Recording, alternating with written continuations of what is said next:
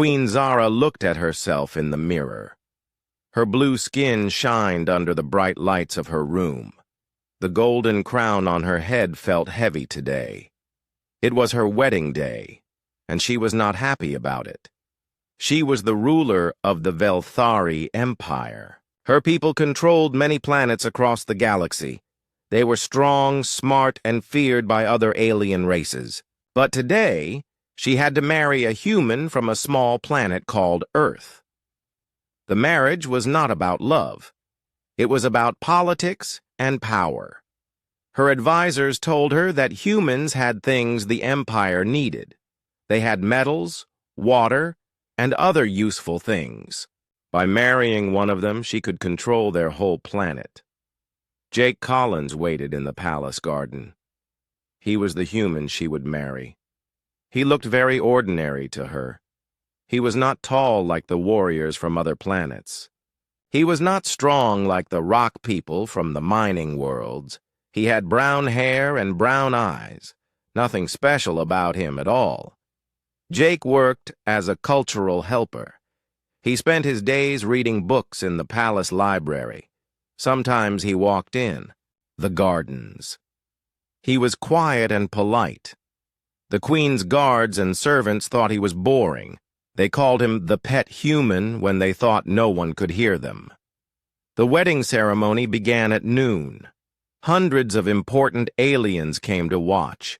They wore their best clothes and brought expensive gifts, but many of them whispered to each other about how strange it was for such a powerful queen to marry such a weak creature. Jake walked into the great hall wearing simple human clothes. He did not have fancy armor like alien warriors.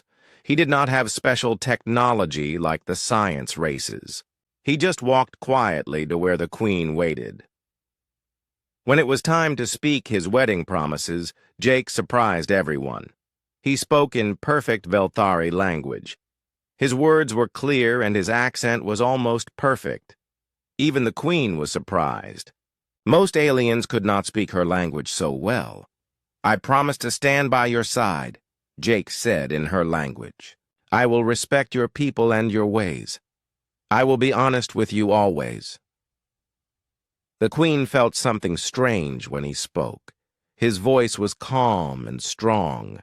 His eyes looked directly at her without fear. Most people were afraid to look at her for too long. But Jake seemed comfortable. After the ceremony, there was a big party. Aliens from many different worlds came to congratulate them. But most of the congratulations were for the queen, not for Jake. They acted like Jake was just a prize. She had won. The ambassador from the Kethral Empire shook Jake's hand very hard. The Kethral were known for being incredibly strong. They liked to test other people by squeezing their hands until it hurt. But Jake did not pull his hand away or show any pain. He just smiled and squeezed back. The Kethral ambassador looked surprised. He tried to squeeze harder, but Jake's grip stayed firm. Finally, the ambassador let go and walked away, looking confused. A news reporter from the Galactic Network interviewed them. "Your Majesty," she said to the queen, "why did you choose to marry a human? They are such a new and primitive species." Before the queen could answer, Jake spoke. "We may be new to the galaxy," he said, "but we learn quickly. We believe in making friends, not enemies." The reporter looked at Jake like he was a talking pet that had said something amusing. "How cute," she said. "I am sure you will learn much from your new wife's people." Jake just smiled, but the queen noticed that his smile did not reach his eyes. That night, after all the guests had gone home, Jake and the queen walked through the palace gardens. The alien plants glowed softly in the darkness. Strange birds sang songs in the trees. "Are you happy?" the queen asked him. Jake thought for a moment. "I am where I need to be," he said. "That is not the same thing as being happy." "No," Jake agreed. "It is not." But sometimes duty comes before happiness. The Queen found his answer interesting. Most people would have lied and said they were happy, or they would have complained about their situation. But Jake just told the truth simply. "My advisors think you are weak," she told him. "What do you think?" Jake asked. The Queen looked at him carefully. In the soft light of the garden, she could see his face clearly. His eyes were calm, but alert. His body was relaxed, but ready. Something about him did not match what everyone else saw. "I think," she said slowly, "that you are not what you seem to be." Jake smiled again. This time the smile looked real. "Most people see what they expect to see," he said. "It makes life easier for everyone." They walked in silence for a while. The Queen's mind was full of questions, but she did not ask them. Not yet. She was patient. She had learned to wait and watch before making decisions. It was how she had become a strong ruler. When they reached her room, Jake stopped at the door. "Good night, Your Majesty," he said formally. "You can call me Zara," she said. "We are married now." "Good night, Zara," Jake said. His voice was gentle when he said her name. After he left, the Queen sat by her window and looked out at the stars. Her empire controlled many of those points of light. She had power that most beings could only dream of. But tonight, she felt like she had just met someone who was playing a game she did not understand. In his own room, Jake looked out at the same stars. He had work to do, but it could wait until tomorrow. Tonight, he would think about the woman. He had just married. She was smarter than his briefings had suggested. That could make his mission more complicated. But as he remembered the way she had looked at him in the garden, Jake realized that complicated might not be a bad thing. 3 months had passed since the wedding. Queen Zara was getting used to having Jake around the palace. He was quiet and polite, just like before. But she was starting to notice small things about him that did not make sense. The first strange thing happened during a dinner with important guests. The ambassador from the Kethral Empire was visiting again. He was a huge alien with 4 arms and skin like gray stone. His people were famous for being the strongest in the galaxy. During dinner, a servant carrying drinks tripped. A heavy crystal glass flew through the air toward the ambassador's head. The glass was moving very fast. Even the Kethral ambassador, with his quick reflexes, started to move too late. But Jake's hand shot out and caught the glass. He moved so fast that Zara almost missed it. The glass stopped just inches from the ambassador's face. Jake set it gently on the table and continued eating like nothing had happened. The Kethral ambassador stared at Jake with his 4 yellow eyes. "That was very fast, human," he said slowly. "Lucky reflex," Jake said with a small smile. "I used to play sports back on Earth." But Zara had seen the movement. It was not luck. It was perfect timing and incredible speed. She had never seen anyone move that fast, not even her best soldiers. The second strange thing happened a week later. Zara could not sleep, so she decided to walk around the palace. It was very early in the morning and most people were still sleeping. She walked past the training rooms where her guards worked out. Through a window, she saw light coming from one of the rooms. She looked inside and saw Jake exercising alone. He was lifting weights that even her strongest guards found difficult, but he was lifting them easily, like they were light toys. Jake was not breathing hard. He was not sweating much. He looked calm and comfortable. When he finished, he put the weights away carefully and cleaned the room. Then he left quietly. The next day, Zara checked the training logs. The weights Jake had been using were marked as heavy class, only for the strongest Velthari soldiers. But Jake was supposed to be a weak human diplomat. The third strange thing happened when the Thorian Collective sent a delegation to visit. The Thorians were small, pale aliens with big heads. They could read minds and sense emotions. Most people found them very unsettling to be around.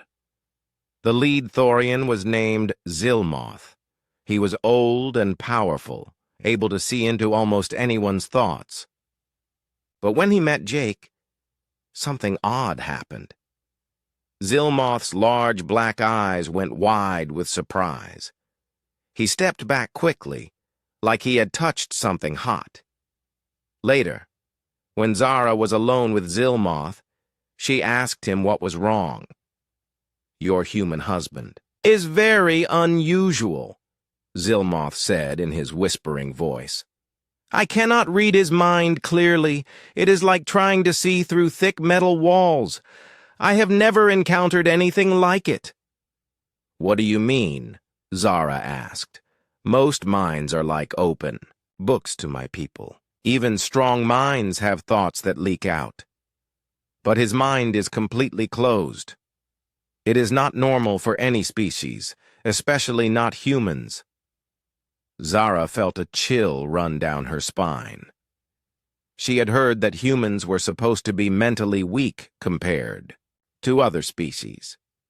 But Jake's mind was apparently stronger than anyone expected. That night, Zara decided to do some investigating. She used her royal access to look up Jake's records again.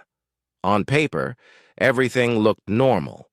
He had been born on Earth, studied at their universities, and worked for their diplomatic service.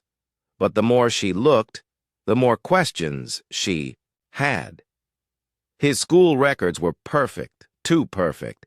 His test scores were exactly average in everything, not high enough to stand out, but not low enough to be suspicious. It looked like someone had carefully made him appear ordinary. His previous assignments were also suspicious. He had worked at embassies on 3 different planets before coming to her world. All 3 planets had experienced political changes right after he left. It could be coincidence, but Zara did not believe in coincidences. The next week, Zara tested Jake without him knowing. During a casual dinner conversation, she mentioned a recent battle between 2 alien fleets. She gave him the wrong details, on purpose to see if he would correct her. "It is too bad about the fight near the Zorian system," she said. "I heard the Helix fleet lost 5 ships. Jake nodded sadly. Yes, it was a terrible loss. 7 ships, actually. The Helix commander made a tactical error by approaching from the day side of the planet. The Mordak forces were waiting in the shadow zone. Zara's blood went cold. The battle details Jake mentioned were classified. Only high-ranking military officials knew the real numbers and tactics. How could a simple human diplomat know such secrets? "Where did you hear those details?" she asked carefully. Jake looked up from his food, and for just a moment, she saw something sharp and alert in his eyes. Then he smiled his usual gentle smile. "I read about it in the military history archives. I find space battles fascinating from a strategic perspective." But Zara checked later. There were no public archives with those details. The real battle information was locked away in top-secret files. Jake should not have been able to access them. Over the next few weeks, Zara watched Jake more carefully. She noticed that he always seemed to know when people were approaching before they made any sound. He never looked surprised when someone entered a room unexpectedly. It was like he always knew who was around him. She also noticed that servants and guards acted differently around Jake than they did around other visiting diplomats. They were respectful, but there was something else in their behavior. It took her a while to realize what it was. They were careful around him, like they sensed something dangerous even if they could not explain it. One evening, Jake found her, reading in the library. "You have been watching me," he said quietly. Zara looked up from her book. "I watch everyone. It is part of being a ruler." "This is different," Jake said. He sat down across from her. "You are trying to figure something out." "Should I be?" Zara asked. Jake was quiet for a long moment. He looked tired, like he was carrying a heavy weight. "Everyone has secrets, Zara. Even you." "Yes," she agreed, "but most people's secrets do not involve impossible reflexes and classified military information." Jake smiled, but this time it looked sad. "What would you do if you learned that someone was not who they claimed to be?" "That would depend," Zara said slowly, "on who they really were and why they had lied. And if the truth was more dangerous than the lie..." Zara closed her book and looked directly into Jake's eyes. "Then I would want to know the truth even more." They sat in silence for a while, looking at each other. Zara felt like they were having two conversations. The one with words, and another, one underneath that, was much more important. Finally, Jake stood up. "Good night, Zara," he said. "Sleep well." After he left, Zara sat alone in the library for a long time. She was sure now that Jake was hiding something big, but she was also sure that he was not trying to hurt her or her people. Whatever his secret was, it was not about harming the Empire. The question was, what was he really doing here? And how dangerous would it be when the truth finally came out? Outside her window, the stars looked the same as always. But Zara felt like her world was about to change in ways she could not predict. She just hoped she would be ready when it happened. The celebration for Queen Zara's birthday was the biggest event of the year. Aliens from across the galaxy came to the palace. The great halls were filled with music, dancing, and expensive food. Everyone wore their finest clothes and brought precious gifts. But not everyone came to celebrate. Hidden among the guests was Vexcar, the deadliest assassin from the Scar hegemony. The Scar people hated the Velthari Empire and wanted to destroy it. They thought killing Queen Zara would throw the Empire into chaos. Vexcar was perfect for this job. He had special technology that made him nearly invisible. His body was covered in black scales that could bend light around him. His claws were sharp enough to cut through metal. He had killed many important people and never been caught. The assassin moved through the palace like a shadow. The guards could not see him. Their security systems could not detect him. He slipped past every defense, getting closer and closer to the Queen. Queen Zara was hosting a private dinner for her most important allies. The group included military leaders, trade ambassadors, and planetary governors. They sat around a long table in her personal dining room, talking about politics and making deals. Jake sat beside his wife, listening politely to the conversations. He looked relaxed and comfortable. To everyone else, he seemed like the same quiet human diplomat they had always known. "Excuse me," Jake said softly to Zara. "I need some fresh air. I will be right back." "Of course," Zara replied. She was used to Jake taking short breaks during long political meetings. He walked toward the balcony doors that led outside. Just as Jake stepped onto the balcony, Vexcar entered the dining room. The assassin's invisibility technology shut off, and he appeared in the middle of the room like a nightmare made real. He was 7 feet tall with black scales and glowing red eyes. His claws gleamed in the light. The dinner guests froze in terror. Even these powerful aliens had never seen anything so frightening up close. Vex-Kar's reputation was known throughout the galaxy. If he was here, someone was going to die. Queen Zara of the Velthari Empire, Vex-Kar said, in a voice like grinding metal. Your time has ended.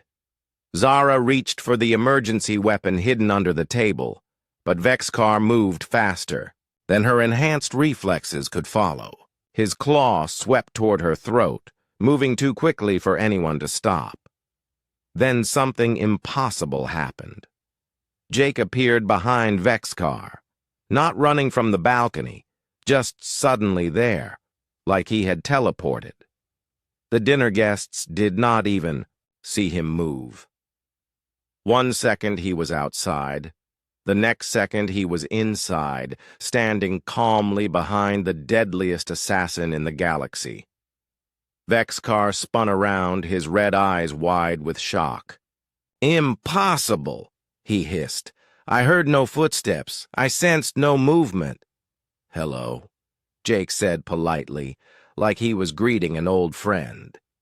What happened next lasted less than 30 seconds, but everyone in the room would remember it for the rest of their lives.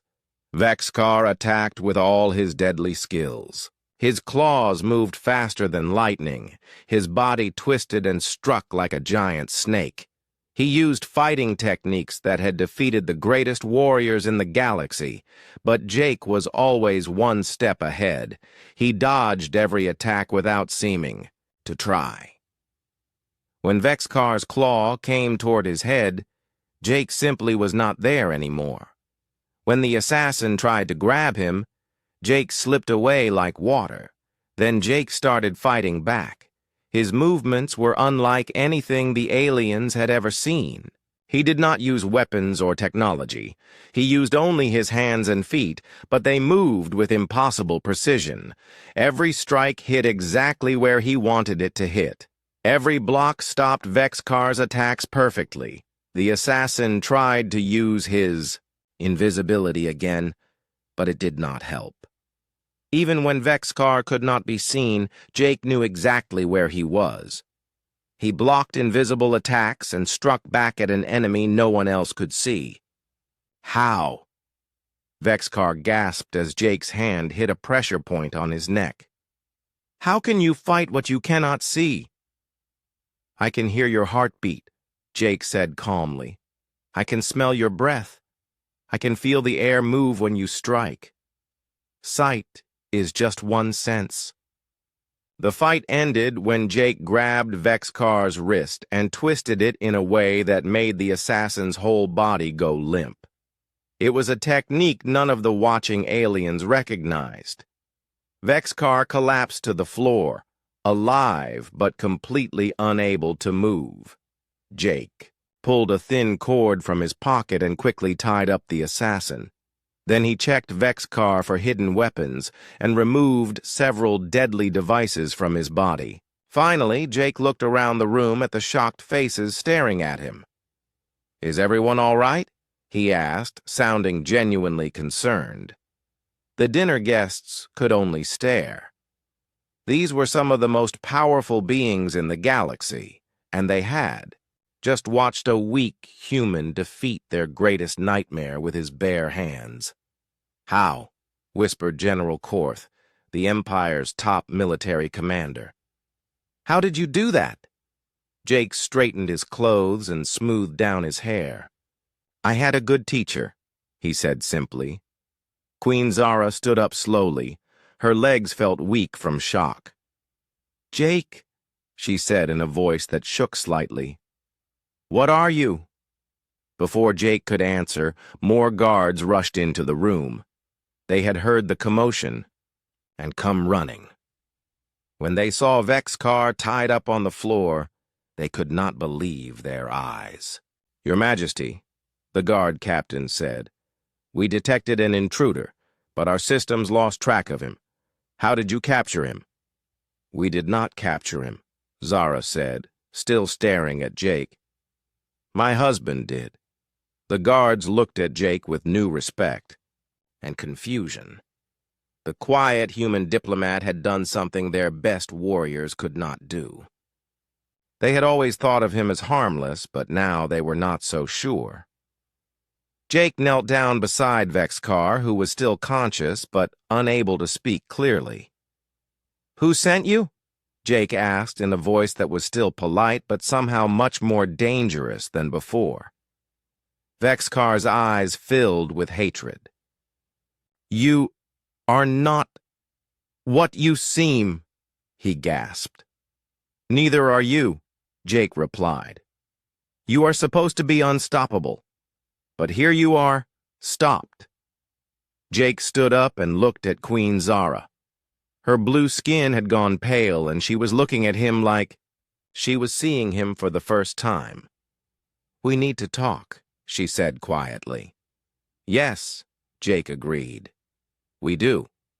The guards took Vexcar away to a secure prison cell. The dinner guests left quickly, whispering among themselves about what they had witnessed. Soon, Jake and Zara were alone in the dining room. They stood in silence for a long moment. The room still smelled like fear and violence. The elegant dinner table was overturned, and there were claw marks in the expensive furniture. 30 seconds, Zara said finally. "You defeated the most dangerous assassin in the galaxy in 30 seconds. 28 seconds, actually, Jake said. But who is counting? Zara laughed, but it sounded more like crying. I have been married to you for months. I have watched you read books and tend gardens. I thought you were a harmless diplomat, but you just did something impossible. Jake looked tired again, like the weight he carried had gotten heavier. Zara, Do not lie to me anymore, she interrupted. I deserve the truth. All of it. Jake nodded slowly. You do, he said, but the truth is going to change everything between us. Are you sure you want to know? Queen Zara looked at the place where Vexacar had almost killed her. Then she looked at Jake, who had saved her life in a way that revealed he was someone completely different from who she thought he was. Yes, she said firmly, I want to know everything. Jake and Queen Zara went to her private rooms. She locked the door and activated the security shields that blocked all listening devices. Whatever Jake was about to tell her, she wanted to make sure no one else could hear it. They sat across from each other in comfortable chairs. But the comfort felt fake now. Everything between them felt different after what had happened with Vexcar. Start talking, Zara said. Her voice was calm, but Jake could see the hurt in her eyes. Tell me who you really are. Jake was quiet for a long moment. He looked out the window at the stars, then back at his wife. My name really is Jake Collins, he said. But I am not a cultural diplomat. What are you then? I am part of Earth's Special Operations Division. We call it SOD. Most humans do not know we exist. Even most of Earth's government does not know about us. Zara felt her heart sink. You are a spy. Among other things, yes, Jake said honestly. But it is more complicated than that. Explain it to me. All of it. Jake took a deep breath. When Earth first made contact with the galactic community, we realized we had a big problem. Every other species had thousands of years to develop their technology and military power. We were new, weak, and small. If we appeared as a threat, we would be destroyed. So you pretended to be harmless. Not pretended. We really were harmless compared to empires like yours, but we had one advantage that no one expected. What advantage? Jake stood up and walked to the window. Human evolution was different from every other species in the galaxy. Most aliens developed one special ability. Your people became very strong and smart. The Thorians developed mental powers. The Kethral became incredibly tough. The Scar became perfect killers. And humans? Humans became adaptable. We did not get one special gift. We got the ability to exceed any limitation when we need to survive. We can push our bodies and minds beyond what should be possible. Zara remembered how fast Jake had moved when fighting Vexcar. That is how you defeated the assassin? Partly. But there is more to it than that. Jake turned back to face her. Earth spent 5 years studying every major species before we made official contact. We learned your languages, your cultures, your military tactics, your weaknesses. You were preparing for war. We were preparing to survive. There is a difference. Jake sat back down. We created the SOD to place operatives in key positions throughout galactic civilization. Our job was to gather information and make sure Earth would never be caught off guard. Zara felt sick. Your marriage to me was just part of your mission. At first, yes, Jake said quietly. I was sent here to watch the Velthari Empire and report back to Earth. The marriage was supposed to be a perfect cover. No one would suspect a weak human diplomat of being dangerous. But something changed. Jake looked directly into her eyes. You changed everything. I was supposed to stay detached and professional. But I started caring about you. Really caring. That was not part of the plan. How do I know you are telling the truth now? How do I know this is not just another lie? Jake was quiet for a moment. Then he stood up and walked to a wall panel. He pressed his hand against it and spoke a code phrase in a language Zara did not recognize. The panel opened, revealing a hidden compartment.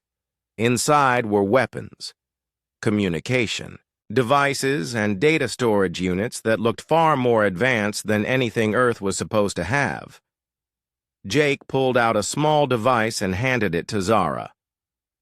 This contains all my real mission reports, he said. You can read them if you want. You will see how my feelings about you and this assignment changed over time. Zara took the device but did not activate it yet. What else have you been hiding? The marriage was not the only operation. Earth has people placed throughout the galaxy. Some are in militaries, some are in governments, some are in trade organizations. We have been watching and learning for years. How many? I cannot tell you exact numbers, but enough to make sure Earth survives if things go wrong. Zara stood up and paced around the room. Her mind was spinning with the implications. So Earth is not the weak, primitive planet everyone thinks it is.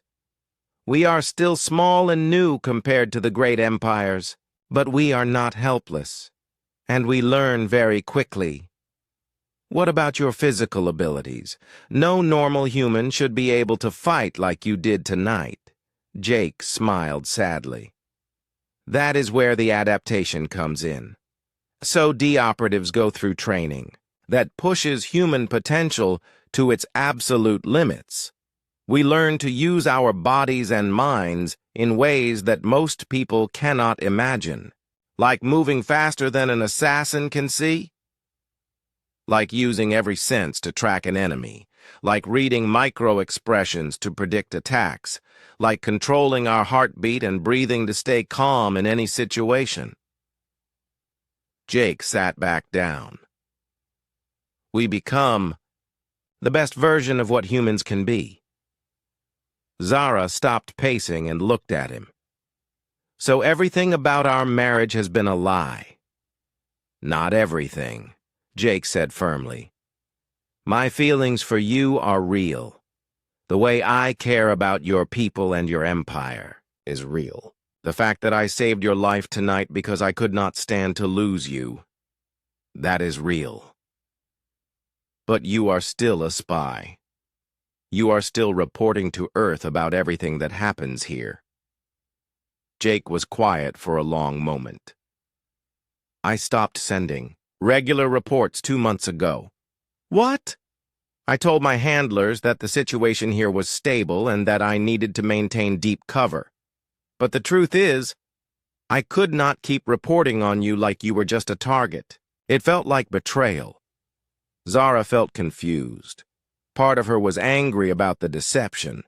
Part of her was impressed by Earth's cleverness. And part of her was hurt that the man she had grown to love was not who she thought he was.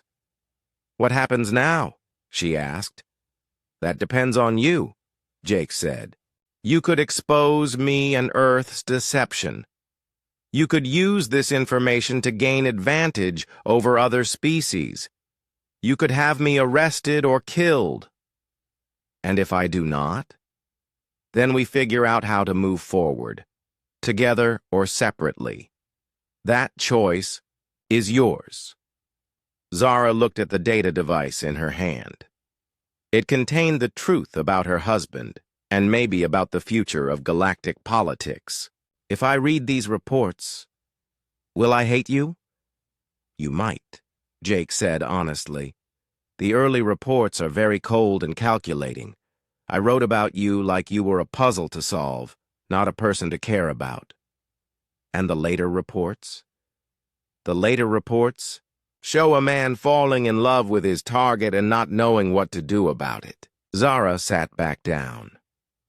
The room felt different now. Everything felt different. "This morning I woke up married to a quiet diplomat from a harmless planet.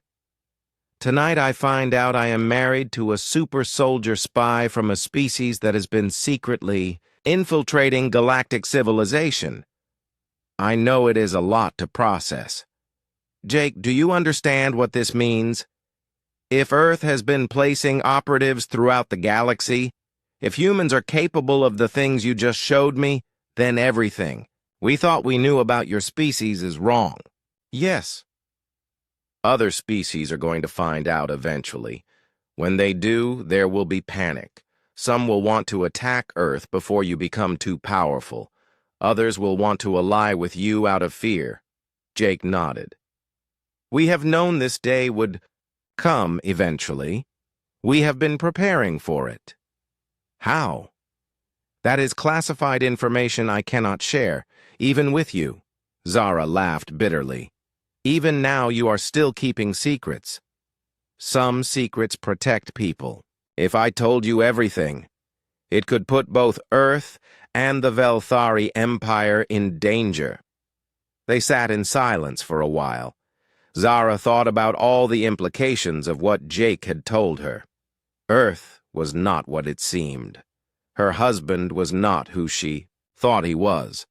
And she was sitting at the center of a deception that could change the entire galaxy. "I need time to think," she said finally. "Of course. Take all the time you need." Jake stood up to leave, but Zara stopped him. "Jake, there is one more thing I need to know." "What?" "Despite everything you have told me, despite all the lies and deceptions, do you love me? Really love me?" Jake looked at her with eyes that were tired and sad and completely honest. "Zara, I love you more than my mission, more than my duty to Earth, and more than my own life. That is the most dangerous truth of all." After he left, Zara sat alone with the data device in her hands. Outside her window, the galaxy looked the same as always. But she knew that nothing would ever be the same again. News of Vexcar's capture spread quickly through the galaxy's intelligence networks. The story seemed impossible. A human diplomat had defeated the most feared assassin in known space, using only his bare hands.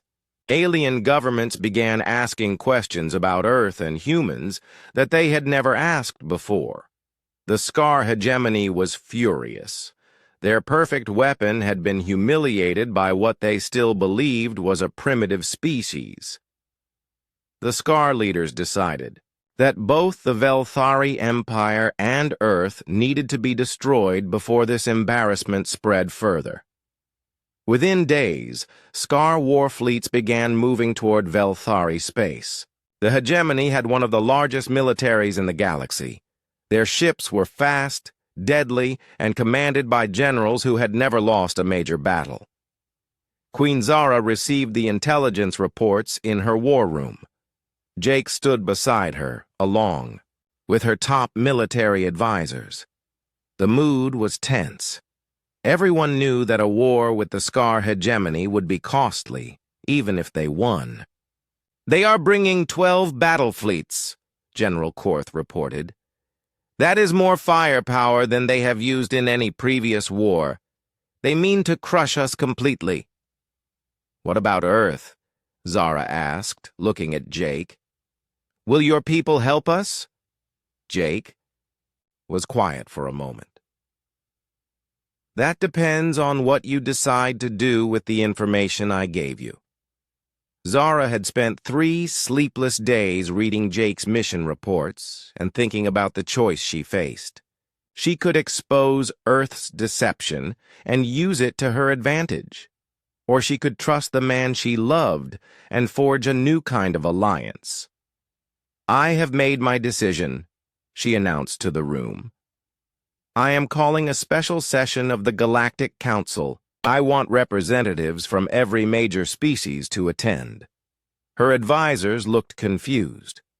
"Your Majesty," one of them said, "we need to prepare for war, not hold political meetings." "Trust me," Zara said. "This meeting will change everything." 2 days later, the Great Hall of the Galactic Council was packed. Representatives from dozens of species had come to hear what Queen Zara had to say. Rumors had been flying about the failed assassination and Earth's possible involvement. Zara stood at the main podium, wearing her royal crown and finest robes. Jake sat in the section reserved for diplomatic spouses, looking like the same quiet human everyone expected him to be. "Fellow members of the galactic community," Zara began, "we are here today because it is time to speak the truth about humanity and Earth." A murmur went through the crowd. This was not what anyone had expected. For too long, we have treated humans as a primitive, harmless species. We have seen them as useful for labor and resources, but not as equals in the galactic community. Today I tell you that we have been wrong. The Thorian representative stood up. "Your Majesty, what are you saying?" "I am saying that humans are far more capable than any of us realized. 3 days ago, my human husband defeated Vexkar in single combat. Not with technology or weapons, but with skills and abilities that surpass even our greatest warriors." The hall erupted in shocked conversations. The idea that a human could defeat Vexkar seemed impossible to most of the assembled aliens. The Kethral ambassador shouted over the noise. "Even if this is true, one exceptional human does not change the fact that their species is new and weak." Zara smiled. "That is where you are wrong. Jake, would you please join me?" Jake walked calmly to the podium. He looked completely comfortable, even though thousands of alien eyes were staring at him. "Tell them," Zara said. Jake stepped forward and spoke in a clear, strong voice. "My name is Jake Collins, and I am an operative of Earth's Special Operations Division.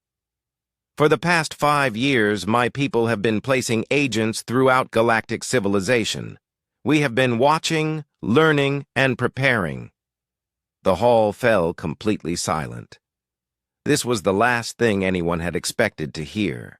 "We knew that if we appeared as a threat, we would be destroyed before we could defend ourselves. So we appeared weak while we grew strong. We studied your languages, your cultures, your military tactics. We learned everything we could about every species in the galaxy." The Scar representative, a massive alien with red scales, stood up angrily. "You dare to spy on us? You dare to deceive the entire galaxy?" "We dare to survive," Jake replied calmly. "Every species in this room has done whatever was necessary to protect their people. Humans are no different." Queen Zara stepped forward again. "Jake is not the only human operative. There are others, placed in positions throughout our governments, our militaries, our trade organizations.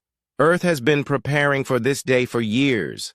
The revelation sent shockwaves through the assembly. Alien representatives began whispering frantically to their aides, wondering who among their own staff might be human spies. "But," Zara continued, "I am not here to expose Earth's deception as an act of betrayal. I am here to propose something different. I propose that we recognize humanity as what they truly are. A species capable of matching any of us in cunning, strength, and determination." She turned to Jake. "Today I am announcing a full military and technological alliance between the Velthari Empire and Earth, not as masters and servants, but as equals." The Scar representative roared with anger. "You side with these lying primitives against your own kind? I side with strength and intelligence wherever I find it," Zara replied firmly. "And I choose to build a future rather than cling to old prejudices." Within hours of the announcement, the Scar hegemony accelerated their attack. Their fleets dropped out of hyperspace near the Velthari capital world, expecting to find defenders who were unprepared and outnumbered. Instead, they found something that changed the course of galactic history. The Velthari fleet was waiting for them, but they were not alone. Alongside the elegant ships of the Empire were vessels that no one had seen before. Sleek, fast Earth ships that moved with impossible precision. The battle that followed lasted only 6 hours. The human ships used tactics that the Scar had never encountered. They coordinated with Velthari forces in ways that seemed telepathic. They struck at weak points that should have been impossible to find. When it was over, the mighty Scar hegemony had suffered their first major defeat in centuries. Half their fleet was destroyed, and the rest retreated in complete disorder. In the aftermath, as news of the victory spread throughout the galaxy, alien governments began sending urgent messages to Earth requesting meetings. The species that had ignored humanity for years suddenly wanted to establish trade agreements and defense pacts. Jake and Zara stood together on the palace balcony, watching the stars where the battle had taken place. The threat was over, but they both knew that everything had changed forever. "Do you regret it?" Jake asked. "Revealing the truth? Choosing to trust us?" Zara thought about the question. "I regret that it started with deception, but I do not regret where it led us." "And where is that?" "To a galaxy where humans are no longer underestimated.